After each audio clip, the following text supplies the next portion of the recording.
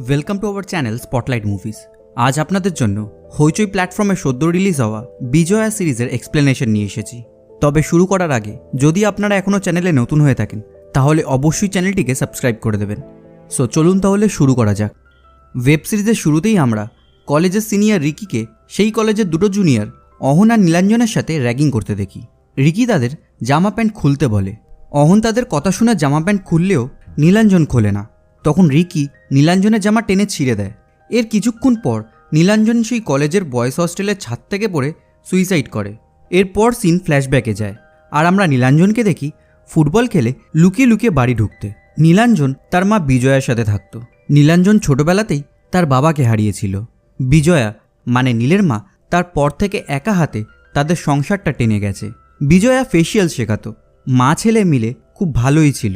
একদিন বিজয়া রান্না করতে করতে নীলকে কেআইএসটির সেকেন্ড লিস্টটা বেরিয়েছে কিনা দেখতে বলে। নীল বলে সে এখন গেম খেলছে, তাই পরে দেখবে। এরপর রান্না শেষ হলে বিজয়া ঘরে ঢুকে দেখে নীল ঘুমিয়ে পড়েছে। তাই সে নিজেই নীলের কম্পিউটার খুলে কেআইএসটির লিস্ট চেক করে। তখন নীল ঘুম থেকে উঠে বলে, তুমি এইসব পারবে না, তুমি সরো, আমি দেখছি। বিজয়া বলে, কেন পারবো না? তুই আমায় পেটে ধরেছিস নাকি আমি তোকে? জানবি মারা সব পারে। নীল বলে, তুমি বেকারে এইসব করছো, কেআইএসটিতে চান্স পাওয়া খুব কঠিন। আগের লিস্টটা তো দেখলে আমার হয়নি। কিন্তু বিজয়া লিস্টটা চেক করে বলে হয়ে গেছে, কেআইএসটির লিস্টে নাম এসছে। এই দেখে নীল অনেক খুশি হয়। এরপর একদিন নীল তার মাকে এসে বলে, মানছি কেআইএসটি খুব দারুণ কলেজ, কিন্তু ওখানকার ফিসটাও দারুণ। তাও সেকেন্ড সেমিস্টার থেকে আমি নয় স্কলারশিপ নিয়ে ম্যানেজ করার চেষ্টা করব, কিন্তু তাও অনেক ঝামেলা। এই শুনে বিজয়া হাসে। নীল আরও বলে, ফার্স্ট সেমিস্টারের টাকা তো আগে দিতে হবে, সব মিলিয়ে 1 লাখ টাকা। কোথায় পাবে তুমি এত টাকা? বিজয়া বলে, মইটা নামা। নীল তখন মইটা নামিয়ে রাখে। বিজয়া সেই মইতে উঠতে গেলে নীল বারণ করে, কিন্তু তাও বিজয়া মইতে উঠে 3টে ভান্ডার বের করে বলে, তোর বাবা চলে যাওয়ার পর থেকে একটু একটু করে এইগুলো জমিয়েছি, জানতাম এই দিনটা আসবে। সেই ভান্ডার ভেঙে সব টাকা বের করে নীল গুনে দেখে তার মা 1,17,110 টাকা জমিয়েছিল। এই দেখে নীল খুব খুশি হয়। তখন বিজয়া তার গালে হাত বুলিয়ে দিয়ে বলে, বলেছিলাম না আমি আছি। এরপর আবার সিন প্রেজেন্টে ফিরে আসে। বিজয়া বাসে করে কোথাও যেতে যেতে এইসব ভাবছিল। তখন বাসে একটা বাচ্চা ছেলেকে তার মা খাইয়ে দিতে দেখে তার চোখ থেকে জল নেমে আসে। তখন তার মনে পড়ে নীল খাওয়ার শেষে এঁটো হাতে বিলি কাটছিল। এই দেখে বিজয়া বলেছিল, এঁটো হাতে বিলি কাটছিস কেন? যা হাতটা ধুয়ে নে। নীল বলেছিল, এত বছর ধরে তো তুমি আর আমি একসাথেই খাই, তুমি শেষ করো, তোমায় একা রেখে যাব না। বিজয়া বলেছিল, এত বছর ধরে তো আমরা দুজনেই ছিলাম, কিন্তু সামনের সপ্তাহ থেকে আমি একা হয়ে যাব, তাই অভ্যেস করছি। নীল বলেছিল, সামনের সপ্তাহ থেকে যা হবার তা হবে, কিন্তু এখন আমি উঠে যাব আর তুমি একা একা খাবে, সেটা করলে চলবে না। তাছাড়া আমি যতক্ষণ আছি তোমায় একা থাকার অভ্যাস করতে হবে না। বিজয়া বলেছিল, তোকে অনেক বড় হতে হবে, তোকে নিয়ে আমার অনেক স্বপ্ন। এরপর নীল বিজয়াকে ছেড়ে কলকাতার কলেজে পড়তে চলে আসে। এর পরের সিনে দেখি সেই কলেজের সিনিয়ররা জুনিয়রদের সাথে র্যাগিং করছে। তারা একটা ছেলেকে জিজ্ঞাসা করে, এইচএসে কত মার্কস পেয়েছিলিস? সেই ছেলেটা বলে 95%। পাশ থেকে একজন জিজ্ঞাসা করে, বাংলায় কত পেয়েছিলিস? সেই ছেলেটা বলে 93%। তখন তাদের মধ্যেই একটা ছেলে তাকে পরিষ্কার বাংলা ভাষায় ইন্ট্রো দিতে বলে। ছেলেটা বাংলায় বলতে বলতে ইংলিশে একটা ওয়ার্ড ইউজ করে ফেলে, তাই তারা তাকে কান ধরে উঠবোস করতে বলে। এরপর তারা একই জিনিস নীলকেও জিজ্ঞাসা করে। নীল পুরোটাই বাংলায় বলে। তখন তারা নীলকে একটা মেয়ের দিকে দেখিয়ে তার কাছ থেকে নাম্বারটা চেয়ে আনতে বলে। তখন নীল সেই মেয়েটার কাছে গিয়ে বলে, তুমি আমায় একটা চড় মারো। মেয়েটা বলে, কেন? নীল বলে, ওরা দেখছে, তাড়াতাড়ি একটা চড় মারো। মেয়েটা তখন লক্ষ্য করে যে সিনিয়ররা দেখছে, তাই সে নীলের কথা মেনে তাকে একটা চড় মারে। মেয়েটাকে চড় মারতে দেখে সিনিয়ররা অনেক হাসাহাসি করে। মেয়েটা তখন নীলকে বলে তার নাম ব্যাসকর, সেকেন্ড ইয়ার, আর লাঞ্চ ব্রেকের পর তাকে লাইব্রেরিতে পাওয়া যাবে। আর এই দেখে আমরা বুঝতে পারি মেয়েটার নীলকে ভালো লেগেছে। নীলও এই শুনে একটু হাসে। আর অন্যদিকে বিজয়া নীলকে খুব মিস করে। সে তার সময় কাটানোর জন্য মুভি দেখে। আর এইদিকে নীল, অহন আর বেশ একসাথেই সময় কাটায়। নীলের অহনের সাথে কি করে বন্ধুত্ব হয়েছিল সেটা আমরা পরে জানতে পারবো। নীল আর বিজয়া দুজনেই রাতে খাওয়ার সময় একে অপরকে মিথ্যে কথা বলে যে তারা খুব ভালো খাচ্ছে। এইভাবে ফোনে আর ভিডিও কলে কথা বলে তাদের দিন চলে যাচ্ছিল। এর পরের দিন রাতে একজন প্রমোটার বিজয়ার বাড়ি আসে এবং বিজয়াকে বলে, নীলের কলকাতায় চলে যাওয়াটা নিয়ে অনেক টেনশনে পড়ে গেছি। আমাদের পাড়া নিতাইদা, ওর বাড়ি আমার যাতায়াত ছিল, দেব না বলে বাড়িটা দিতে রাজিও হয়ে গেছিল। হঠাৎ বলা নেই কোয়া নেই রাত্রিবেলা বাথরুমে পড়েই স্ট্রোক। এই যাত্রায় তো বেঁচে গেছে আমার ছেলেরা ছিল বলে, কিন্তু ভগবান না করুক আপনার যদি কিছু একটা হয়ে যায় কেউ তো তাহলে টেরও পাবে না। তাই আমি বলছি বাড়িটা আপনি আমাকে দিয়ে দিন। আপনি এখানে নিরাপদে থাকলে নীলও ওখানে নিশ্চিন্তে থাকতে পারবে। টেনশন করবেন না, আমার শিকড় অনেক দূর অবধি ছড়ানো, সে নৈহাটি হোক বা কলকাতা। এইসব কথার মাঝখানে নীল বিজয়াকে কল করে, কিন্তু বিজয়া ফোনটা কেটে দেয়। তখন সেই প্রমোটার আবার বলতে শুরু করে যে আপনি আমায় পাবেন, কিছু মাইন্ড করবেন না, আপনি তো বিউটিফুল। তখনই আবার নীল ফোন করে, বিজয়া আবার ফোনটা কেটে দেয়। প্রমোটার আবার বলতে শুরু করে যে ছেলে ছোকরাদের কানে যদি এই খবরটা যায় যে আপনি এই বাড়িতে একা থাকেন, তাহলে ওদের আটকানো যাবে না। কি যে কালচার হয়েছে, কোনো বয়স টয়স খেয়াল করে না। বিজয়া যত এইসব শুনছিল তত রেগে যাচ্ছিল, কিন্তু কিচ্ছু বলতে পারছিল না। প্রমোটার বলে ওরা যদি জানতে পারে আমি এই বাড়িটা নিচ্ছি, তাহলে কেউই বাড়িটার কাছে ঘেঁষতে পারবে না, আমাকে ওরা ভয় পায়। এই সময় নীল আবার ফোন করে, আর বিজয়া নিজের সব রাগ নীলের ওপর বের করে। সে নীলকে বলে দেখছিস তো আমি ফোনটা বারবার কেটে দিচ্ছি, তাও ফোন করে যাচ্ছিস কেন? তোর ফোন ধরা ছাড়া আমার আর কোনো কাজ নেই। এই বলে বিজয়া ফোনটা রেখে দেয়, আর প্রমোটারকে বলে এই বাড়িটা নীলের বাবা আমাদের জন্য রেখে গেছে, বাড়িটা আমার পরিচয়, আমার মর্যাদা, বেঁচে থাকতে এই বাড়িটা আমি বিক্রি করব না। আর এইসব ভাবতে ভাবতে বিজয়া কলকাতা এসে পৌঁছায়, আর আমরা জানতে পারি সেই প্রমোটারে যাওয়ার পর বিজয়া অনেকবার নীলকে ফোন করেছিল, কিন্তু নীলের ফোন সুইচ অফ বলছিল। তাই সে নীলকে একটা ভয়েস মেসেজ করে বলে যে সে নীলের ওপর রাগ করে এইসব বলেনি, সে যেন বিজয়ের ওপর রাগ না করে থাকে। নীলের ফোনের অপেক্ষা করতে করতে তার চোখ লেগে যায়, এবং ভোর হতেই তাকে কলকাতার অজয়নগর থানার ওসি ফোন করে আর তাকে কলকাতায় আসতে বলে। বিজয়া কলকাতায় এসে আগেই তার ছেলেকে হসপিটালে দেখতে যায়।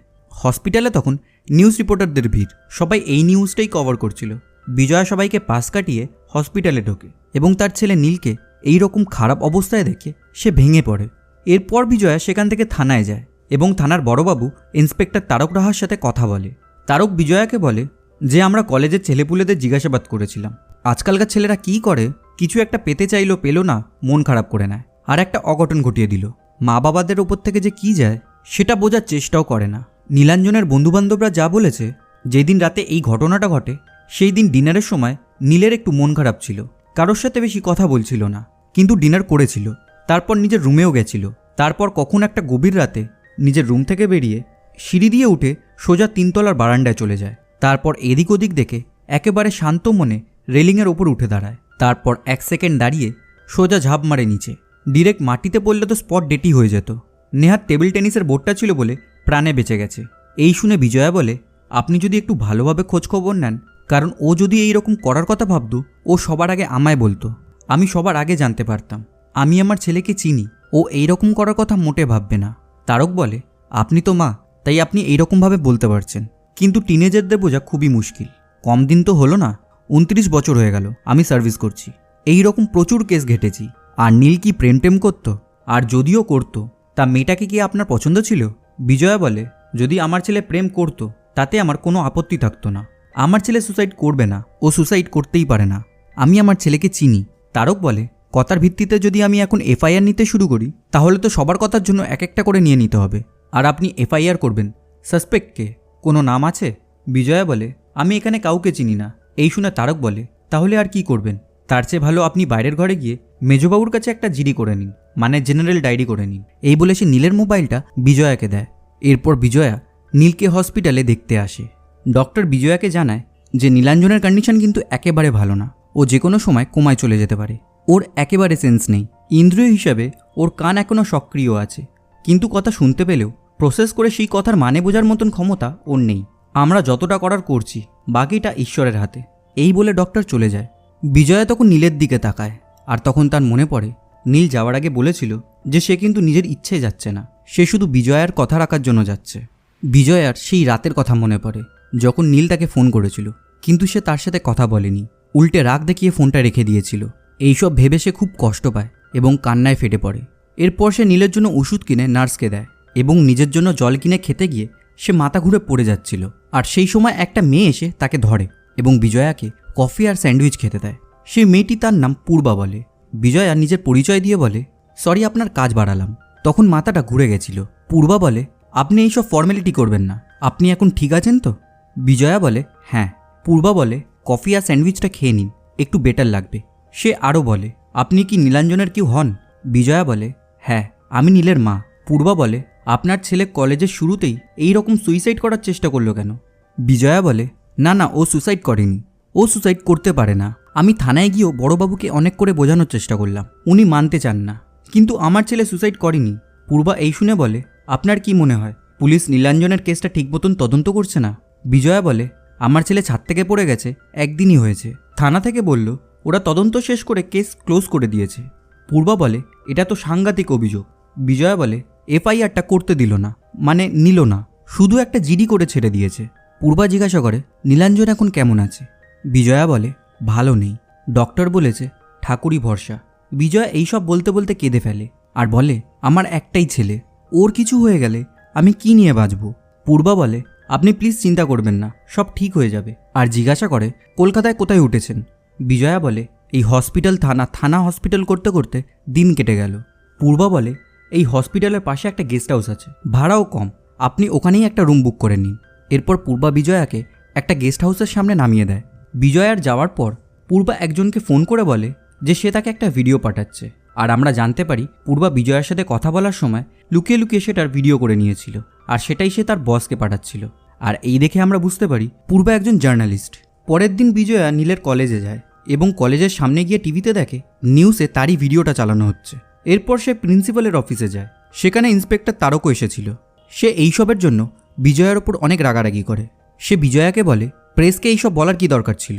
বিজয়া বলে, আমি জানতাম না ও প্রেস থেকে এসছে, আমার সাথে ভালো ব্যবহার করেছিল তাই কথা বলেছিলাম।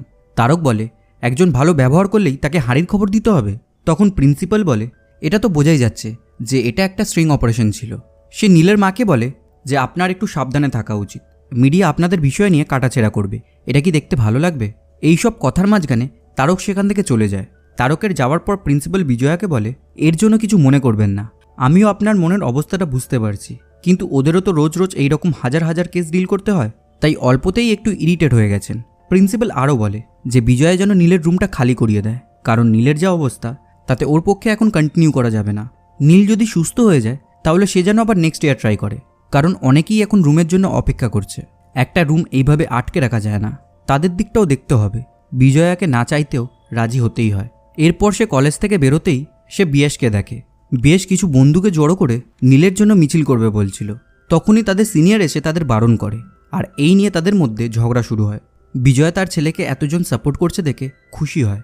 এরপর সে বয়েজ হস্টেলে যায় এবং নীলের রুম থেকে একটা ডায়েরি দেখতে পায়। সে ওই ডায়েরিটা এবং নীলের জিনিসপত্র নিয়ে রুম থেকে বেরিয়ে এসে বেয়ারাকে ওয়াশরুম কোথায় জিজ্ঞাসা করে। বেয়ারা তখন তাকে বলে দেয়। বিজয়া ওয়াশরুমে যেতে গিয়ে কলেজের কয়েকটা ছেলেকে একটা ঘর থেকে বেরোতে দেখে। তারা কলেজের সিনিয়র ছিল আর তাদের মধ্যে রিকিও ছিল। তাদের যাওয়ার পর বিজয়া সেই ঘরে উকি মেরে দেখে কয়েকটা ছেলে জুনিয়রদের সাথে র্যাগিং করছে। তারা জুনিয়রদের মেয়েদের আন্ডারগার্মেন্টস পরিয়ে কান ধরে উঠবোস করাচ্ছে। বিজয়া সেই জুনিয়রদের দেখে নিজের ছেলেকে ইম্যাজিন করে কেঁদে ফেলে, আর তার মনে হয় তার ছেলে নীলের সাথেও হয়তো এইরকমই করতো, আর তাই হয়তো সে সুসাইড করেছে। সে এই ভেবে তাড়াতাড়ি সেখান থেকে চলে আসে আর কান্নায় ফেটে পড়ে। এরপর বিজয়া পূর্বার অফিসে মানে চ্যানেল 1-এর অফিসে যায়। সেখানে সে রিসেপশনে থাকা সেই মেয়ে বলে যে সে পূর্বার সাথে দেখা করতে চায়, কিন্তু রিসেপশন থেকে সেই মেয়েটা বলে যে আপনাকে আগে অ্যাপয়েন্টমেন্ট নিতে হবে। অন্যদিকে পূর্বা তার বসকে বলে, ওই ভিডিওটা আমাকে না জানিয়ে অন এয়ার হয়ে গেল কার পারমিশনে? বস বলে, আমার। পূর্বা বলে, ওটা তো রিসার্চ মেটেরিয়াল ছিল, ওটা তো লাইভ যাওয়ার কথা ছিল না, তুমিই তো বলেছিলে। পূর্বা তার বসকে ক্যাপ্টেন বলে ডাকতো। ক্যাপ্টেন বলে, হ্যাঁ, কিন্তু ভিডিওটা দেখার পর মনে হলো এটা একটা খুব ভালো কন্টেন্ট। পূর্বা বলে, ওই মহিলাটা আমাকে বিশ্বাস করে কথাগুলো বলেছিল। ক্যাপ্টেন বলে, আমরা বিশ্বাসের ব্যবসা করি না, আমরা খবরের ব্যবসা করি। এদিকে রিসেপশনে থাকা মেয়েটা বিজয়াকে অফিসে ঢুকতে দিচ্ছিল না। তখন বিজয়া তাকে বলে যে আপনারা আমায় অফিসে ঢুকতে দেবেন না, এইদিকে আমার ভিডিও সারাক্ষণ চালিয়ে যাচ্ছেন, আপনাদের যখন যেভাবে ইচ্ছা আমাদের সাথে দেখা করবেন, লুকিয়ে চুরিয়ে ভিডিও করবেন, আমাদের জীবনটা বাড়োয়ারি করে দেবেন, আর আমি এখানে কথা বলতে এলে আমাকে সই করতে হবে, বসে থাকতে হবে। এই সময় সেখানে পূর্বা আসে। সে বিজয়াকে রিসেপশনে দেখতে পেয়ে রিসেপশনিস্টকে বলে যে সে যেন বিজয়াকে আসতে দেয়। বিজয়া তার গেস্ট। বিজয়া পূর্বাকে বলে, আপনাদের কাছে মানুষের বিশ্বাসের দামই নেই না? কিভাবে আমার ব্যক্তিগত ব্যাপারগুলো প্রকাশ্যে বাজারে বিক্রি করে দিতে পারলেন? আমার ছেলেটা হসপিটালে মৃত্যুর সাথে লড়াই করছে, ওকে বাঁচিয়ে রাখার জন্য ওর সারা গায়ে নলযন্ত্র লাগানো, এমন একটা জঘন্য কাজ করতে পারলেন কি করে? পূর্বা সরি বলে। বিজয়া বলে, একটা সরি বললেই কি সব ঠিক হয়ে যাবে? পূর্বা বলে, আমি বললে হয়তো আপনি বিশ্বাস করবেন না, আমি শুধু নীলাঞ্জনের সত্যিটা সবার সামনে আনতে চেয়েছিলাম, আসলে আমি তো একটা চাকরি করি, সবটা আমার হাতে থাকে না। বিজয়া বলে, আপনি আপনার সঠিক পরিচয়টুকু জানাতে পারতেন, এইভাবে ঠকালেন কেন? পূর্বা বলে, বেশ, আর ঠকাবো না, আপনি নিজের কাঁধেই এই দায়িত্বটা তুলে নিন। আমরা নীলাঞ্জনকে নিয়ে একটা টক শো প্ল্যান করছি, আপনি প্লিজ সেখানে আসুন, এসে সবাইকে বলুন নীলাঞ্জন কেমন ছেলে ছিল। বিজয়া কাঁদতে কাঁদতে বলে, আমি পারবো না। পূর্বা বলে, আপনি যদি মা হয়ে ছেলের সত্যিটা না বলেন তাহলে কে বলবে? বিজয়া তখন রাজি হয়। শোটা মানসী নামের একটা রিপোর্টারের করার কথা ছিল, তাই পূর্বা তাকে সব কোয়েশ্চেনগুলো বুঝিয়ে দিচ্ছিল। কিন্তু তখনই ক্যাপ্টেন এসে বলে, মানসী আজকের শোটা করছে না, আজকের শোটা সে নিজে করবে। পূর্বা তখন তার কোয়েশ্চেনগুলো ক্যাপ্টেনকে বুঝিয়ে দিতে চাইলে ক্যাপ্টেন বলে, তোমার কোয়েশ্চেনের দরকার নেই। এরপর শো শুরু হলে ক্যাপ্টেন বিজয়াকে উল্টোপাল্টা কোয়েশ্চেন করতে থাকে, যেটা হয়তো পূর্বা জিজ্ঞাসা করতো না। ক্যাপ্টেন বিজয়াকে জিজ্ঞাসা করে, আপনার কি মনে হয় পুলিশ নিজের কাজ মন দিয়ে করছে না? নীলাঞ্জন কি কোনো নেশা করত? বিজয়া বলে, আমার ছেলে কোনো নেশা করতো না। ক্যাপ্টেন বলে, কলেজে পা দিয়ে যে ও কোনো নেশা ধরেনি সেটা আপনি জানলেন কি করে? বিজয়া বলে, নীল যদি নেশা করতো আমি ঠিক জানতে পারতাম। ক্যাপ্টেন বলে, ও কি প্রেম করতো? আপনি মা হিসাবে ওর ফোন কখনো ঘেঁটে দেখেছেন? ওর বন্ধু কারা ছিল? বিজয়া বলে, ও ফোনে একটাই গেম খেলতো। ক্যাপ্টেন বলে, এই গেমই হচ্ছে মূল কারণ। ও যে কোনো ডার্ক ওয়েবের গেম খেলতো না সেটা আপনি জানলেন কি করে? ও তো ব্লু ওয়েল খেলতে পারে। বিজয়া এইসব শুনে কাঁদতে শুরু করে দেয় আর বলে, আমি এইসব কিছু জানি না। ক্যাপ্টেন প্রশ্নর পর প্রশ্ন করতে থাকে আর বিজয়া শুধু কাঁদতেই থাকে। এরপর ব্রেক হলে পূর্বা বিজয়ার কাছে যায়, কিন্তু বিজয়া আর সেখানে থাকে না, সে সেখান থেকে বেরিয়ে আসে। এই দেখে ক্যাপ্টেন বলে, ওনার প্রবলেমটা কি চান উনি? পূর্বা তাকে জিজ্ঞাসা করে, আপনি কি চান? ক্যাপ্টেন বলে, টিআরপি। এই বলে সে তার টিমকে বলে, এই ফুটেজটা যেন সারাক্ষণ টিভিতে চালায়, আর বিশেষ করে বিজয়ার কান্নার ফুটেজটা চালায়। এই দেখে আমরা বুঝতে পারি মিডিয়ার কাছে মানুষের ফিলিংসের কোনো দাম নেই, ওরা শুধু টিআরপি চায়। পূর্বার এসব একদমই পছন্দ হচ্ছিল না। এর পরের সিনে আমরা নীলের কলেজের প্রিন্সিপালকে একটা লোকের সাথে দেখা করতে আসতে দেখি, আর তারপরই সেখানে রিকি আসে, আর আমরা বুঝতে পারি ইনি হলো রিকির বাবা। রিকি তার বাবাকে জিজ্ঞাসা করে, ও কি এখনও বেঁচে আছে? ওর বাবা বলে, বাঁচিয়ে রেখেছি তাই বেঁচে আছে। রিকি তারপর চলে যায়। এরপর রিকির বাবা প্রিন্সিপালকে অনেক টাকার ঘুষ দেয়, কিন্তু প্রিন্সিপাল নেয় না আর বলে, ছেলেটা মৃত্যুর সাথে পাঞ্জা লড়ছে।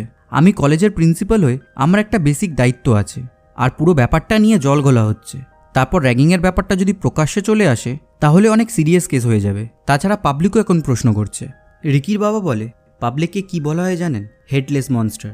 মজার ব্যাপার হলো, যার হেড নেই তার মেমোরিও নেই। পাবলিক যত তাড়াতাড়ি লাফায় তত তাড়াতাড়ি ঝিমিয়ে পড়ে। তাছাড়া পাবলিকের ভয় যদি আমায় পেতে হয় তাহলে ব্যবসা বন্ধ করে পানবিড়ির দোকান খুলতে হবে।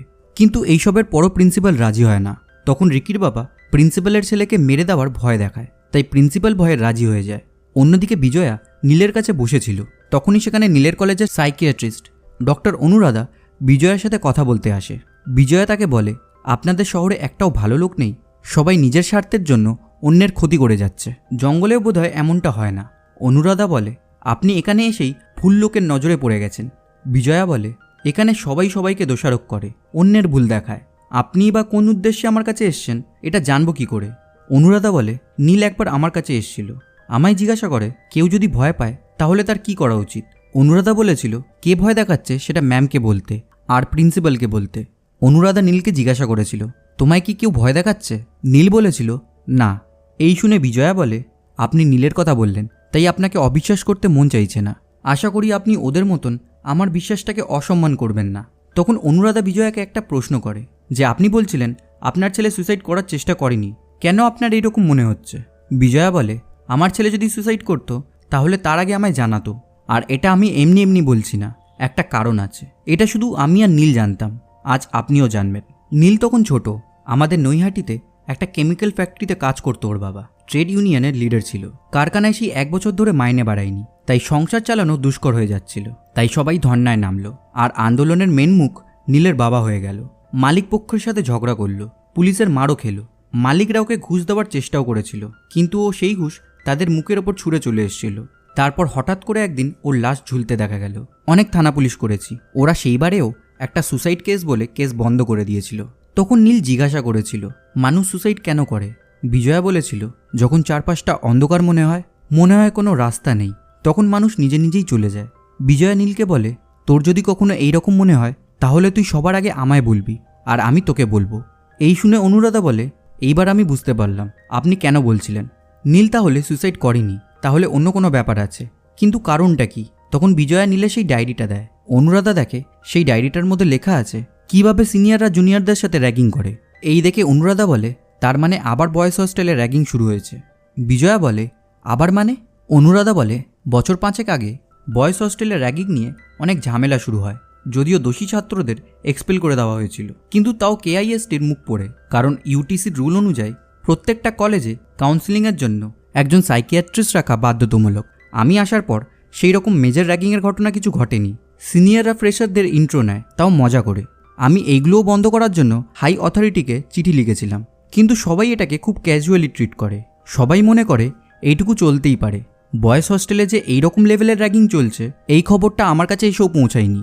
বিজয়া বলে, এত বড় একটা কাণ্ড ঘটে গেল অথচ কলেজ কর্তৃপক্ষের কাছে কোনো খবর নেই, এটা কি সম্ভব? অনুরাধা বলে, খবর তো নিশ্চয়ই আছে, কিন্তু যাদের কাছে খবর আছে তারা সবাই এটার সাথে জড়িত, তাই এটা নিয়ে কোনো কথা হয় না, এটা চেপে দেওয়া হয়।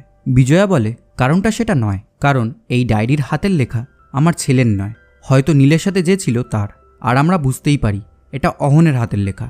পরের দিন বিজয়া আবার থানায় যায়, কিন্তু সেখানে ওর অনুরাধার সাথে দেখা হয়ে যায়। অনুরাধা তাকে বলে যে এখন কাউকে বিশ্বাস করা যাবে না, বিশেষ করে সিস্টেমে থাকা লোকগুলোকে।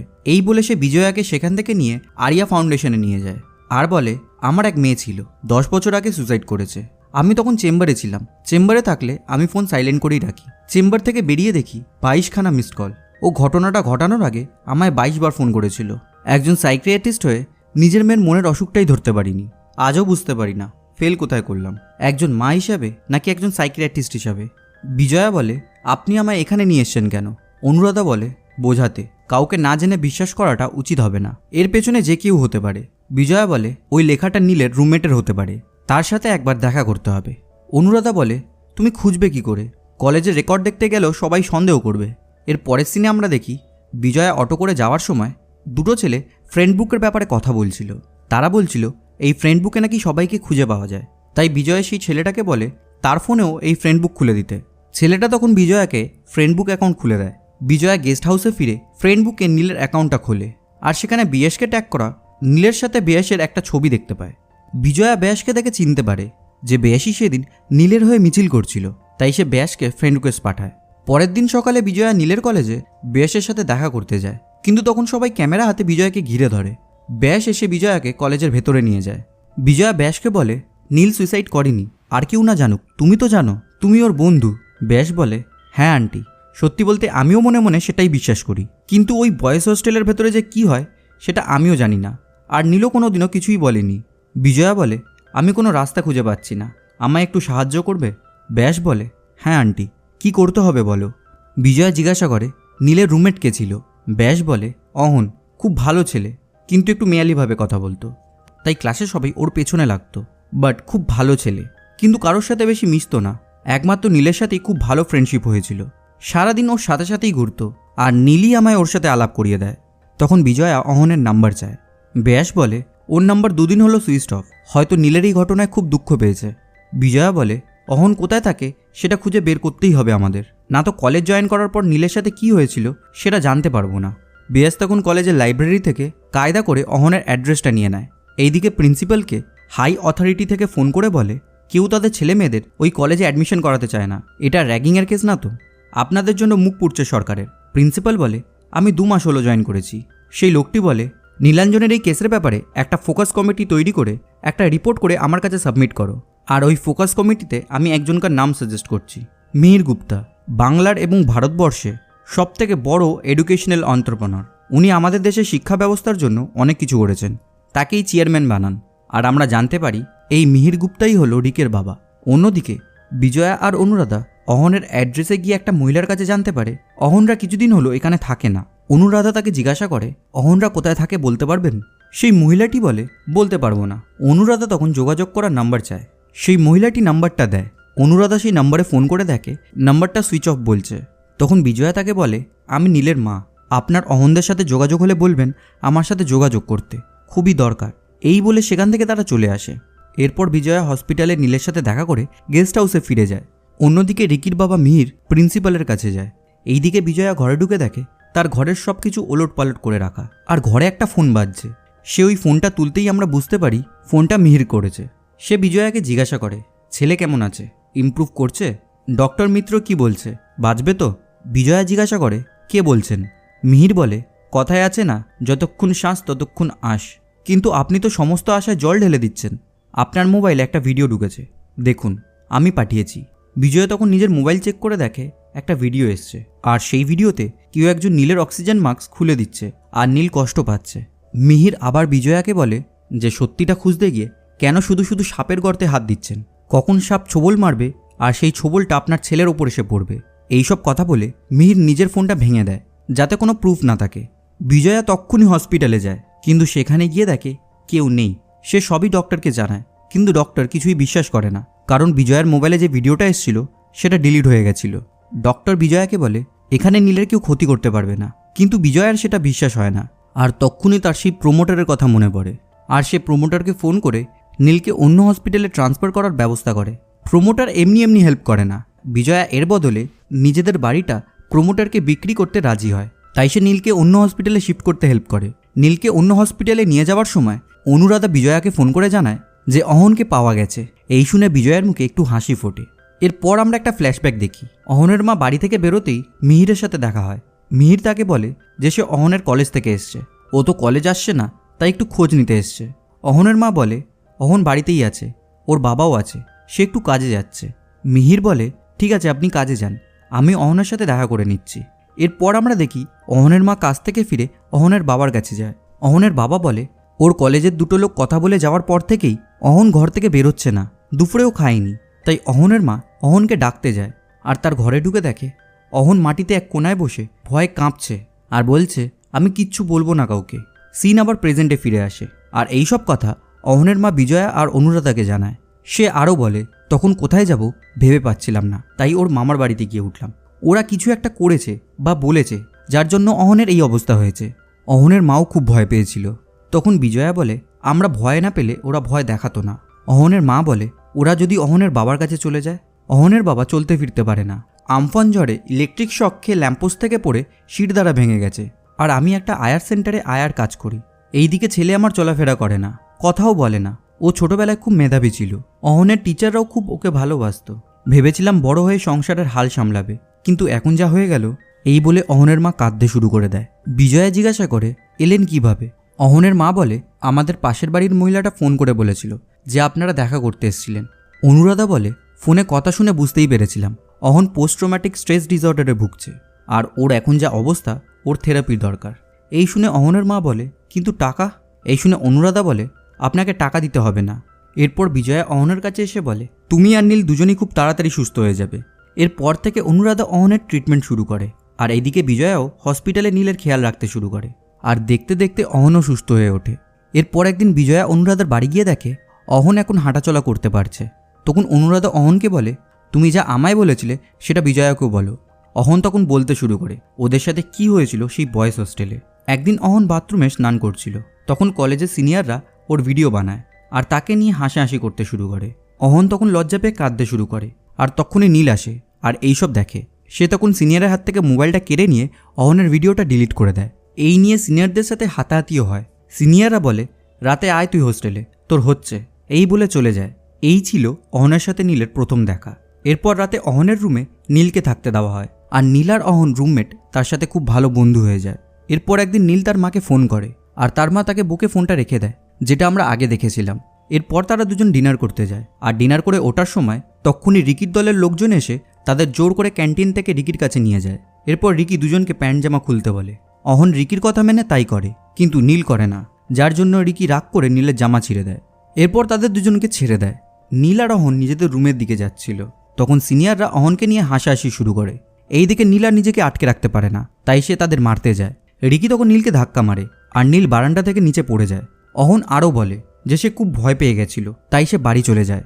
কিন্তু সেখানেও রিকি তার বাবাকে নিয়ে পৌঁছায়, আর তাকে ভয় দেখিয়ে বলে যে যদি সে কাউকে কিছু বলে তাহলে সে তার বাবাকে মেরে ফেলবে। এই শুনে অহন তক্ষুনি ভয়ে বসে পড়ে। এই সব শুনে বিজয়া বুঝতে পারে আসলে কি ঘটেছিল। এর পরের সিনে আমরা দেখি নীল অনেক কষ্ট পাচ্ছে, ঠিক মতন নিঃশ্বাস নিতে পারছে না। আর তক্ষুনি সিন ফ্ল্যাশব্যাকে চলে যায়। ছোটবেলায় নীল খেলতে খেলতে পায়ে কেটে গেছিল, তখন বিজয়া সেখানে ওষুধ লাগাচ্ছিল। সেখানে নীলের বাবাও ছিল। নীলের বাবা বিজয়াকে জানায় যে আজ থেকে ফ্যাক্টরিতে স্ট্রাইক শুরু হলো, গেটের বাইরে ধর্নায় বসা হবে। বিজয়া বলে যে তোমায় বারবার বলি এইসবে যেও না, আমার অনেক চিন্তা হয়। এই মালিক পক্ষরা খুব শক্তিশালী, কত টাকা, কত ক্ষমতা, একটা বড় বিপদ হলে আমি কি করব? নীলের বাবা বলে সে তো সবাই সব জায়গায়, তোমার থেকে কেউ শক্তিশালী থাকবেই, সেই ভয় তো আর থেমে যাওয়া যায় না, কাউকে না কাউকে তো প্রতিবাদ করতেই হবে।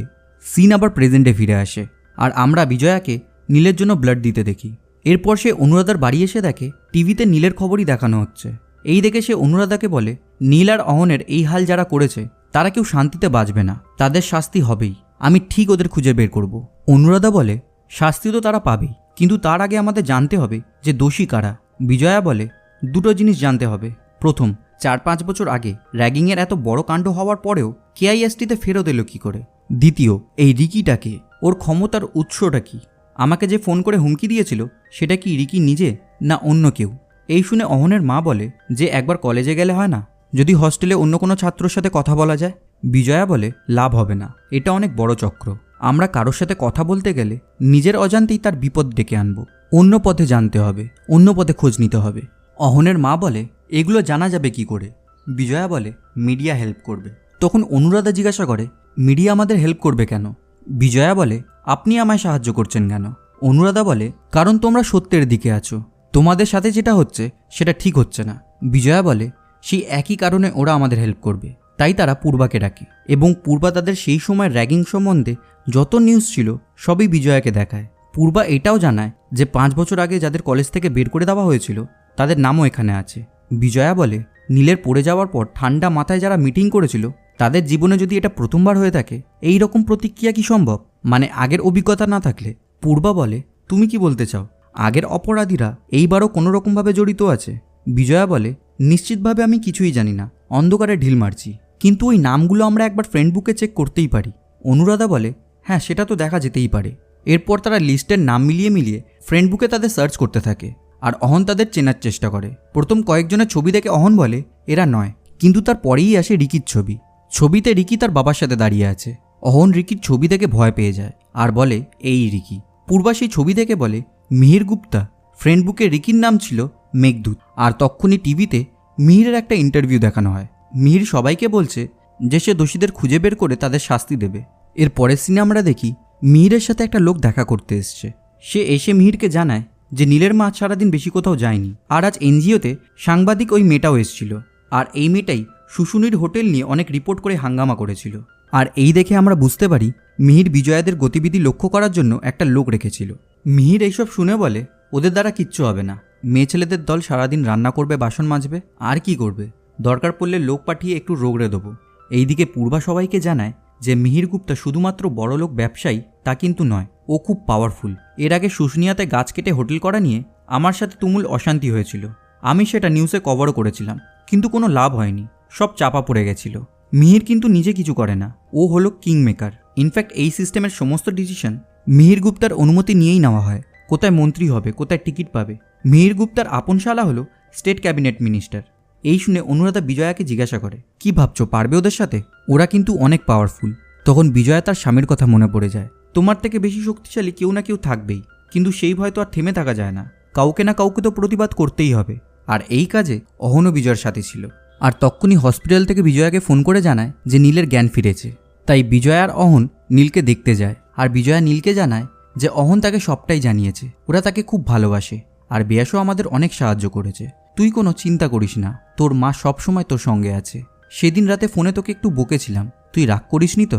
এইসব কথা বলার পর বিজয়া অহনের সাথে হসপিটাল থেকে বেরিয়ে আসে, আর আমরা মিহিরের বাড়ি সেই লোকটাকে সেখানে দেখতে পাই। সে মিহিরকে ফোন করে জানায় যে বিজয়ের সাথে অহনও রয়েছে। এই শুনে মিহির বলে ওদের নজরে রাখ।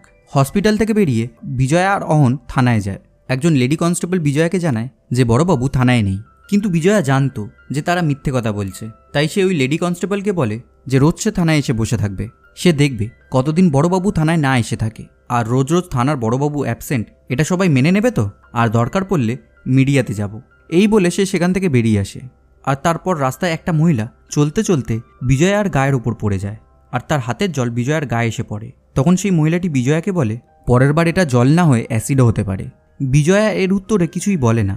তখনই থানার বড়বাবু মিহিরকে ফোন করে জানায় যে বিজয়া থানায় এসছে, মিডিয়াতে যাওয়ার হুমকি দিচ্ছে। এই শুনে মিহির বলে ঠিক আছে, সব হিসেব মিটিয়ে দেবো, কোনো ধার বাকি রাখবো না। এই বলে ফোনটা রেখে দেয়। এইদিকে বিজয়া ট্যাক্সি করে গেস্ট হাউসে যাওয়ার সময় একটা ট্রাক এসে তাদের ট্যাক্সিতে ধাক্কা মারে, যার ফলে বিজয়ার অনেক আঘাত লাগে। এরপর অ্যাম্বুলেন্সে করে লোক এসে বিজয়াকে ফার্স্ট এড দেয়, আর অনুরাধারাও সেখানে এসে পৌঁছায়। তারা বুঝতেই পারে এটা মিহিরেরই কাজ।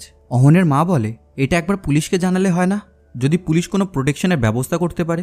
বিজয়া বলে পুলিশ প্রোটেকশন দেবে, আমি যেই রকম গেস্ট হাউসে ফিরি তেমনই গেস্ট হাউসে ফিরবো। এই শুনে অনুরাধা বলে, তুমি আবার সেই গেস্ট হাউসে যাবে? ওখানে কিন্তু আগেও লোক ঢুকেছিল, তুমি ওখানে সেফ না। বিজয়া বলে, এখন তো আর লড়াইয়ের মাঠ ছেড়ে বেরোতে পারবো না। এরপর বিজয়া আবার সেই গেস্ট হাউসে যায় এবং সেখানে গিয়ে দেখে পুরো গেস্ট হাউসটাই খালি। সে নিজের ঘরে ঢুকে দেখে সেখানে মিহির তার ছেলে রিকির সাথে দাঁড়িয়ে আছে। বিজয়া ঘরে ঢুকতেই মিহির বলে, আসুন, আপনারই জন্য ওয়েট করছিলাম। আপনার সাথে আগে কথা বলে নিলে হয়তো ব্যাপারটা মিটে যেত। আমার আপনার লড়াইটা তো একই রকমের, তফাৎটা শুধুমাত্র ক্ষমতার। আপনাকে বুঝিয়ে বললে আপনি হয়তো নিশ্চয়ই বুঝতে পারতেন। বিষয়টা হচ্ছে আমার ছেলে রিকি, ও ছোট থেকেই বড় জেদি। যখন যেটা চাই তখন সেটা চাই, দিতেই হবে, কিছুতেই না শুনতে পারে না। দোষটা হয়তো আমারই, আমি হয়তো ওকে বেশি শাসন করতে পারিনি। মা হারা সন্তান, আমার কাছে যখন যা চেয়েছে বাধ্য হয়ে দিয়ে দিয়েছি। ছোটবেলায় খেলনা চাইতো, এখনও খেলনাই চায়, তাই দিয়ে দিই। তখন চাইতো ক্যাব বন্দুক, এখন চাই 9mm। আমি ওকে ছোট থেকে সেইভাবে বারণও করিনি, তাই একটু বাড়াবাড়ি করে ফেলে। বিজয়া বলে, একটু? মিহির বলে, ওর বয়েজ হোস্টেলটা খুব প্রিয় ছিল, ও ওই বয়েজ হোস্টেল ছাড়া কোথাও থাকতো না। রাতের বেলায় আসতো, নিজের বিছানায় শুতো, ওইটুকু যা। সারাদিন কলেজেই পড়ে থাকতো। কলেজ থেকে বের করে দেওয়ার পর ও ডিপ্রেশনে ভুগতে থাকলো। তাই আমি ওকে বললাম, যা একটু ঘুরে আয়। সিনিয়ররা তো একটু আধটু র্যাগিং করলে জুনিয়রদের সাথে সম্পর্ক ভালো হয়, কিন্তু এখনকার মা বাবা তাদের সন্তানকে সেটা শেখায় না। যা হয়ে গেছে তা হয়ে গেছে। ছেলেটা আমার ছোট, তাই না বুঝে ছোটোখাটো ভুল করে ফেলেছে। কিন্তু ও যখন আমার কাছে এসে বলেছিল, আমি তখন অনেক বকাবকি করেছিলাম। আর আমরা জানতে পারি মিহির আসলে তার ছেলেকে কিছুই বলেনি। সে শুধু বলেছিল সে আছে, সব সামলে নেবে। এবং মিহির ইন্সপেক্টর তারককে টাকা দেয় এই কেসটা সুইসাইড হিসেবে সাজানোর জন্য। এরপর মিহির বিজয়াকে বলে, জামায় একটু রক্তর দাগ না লাগলে এইরকম সাদা জামা পরা যায় না।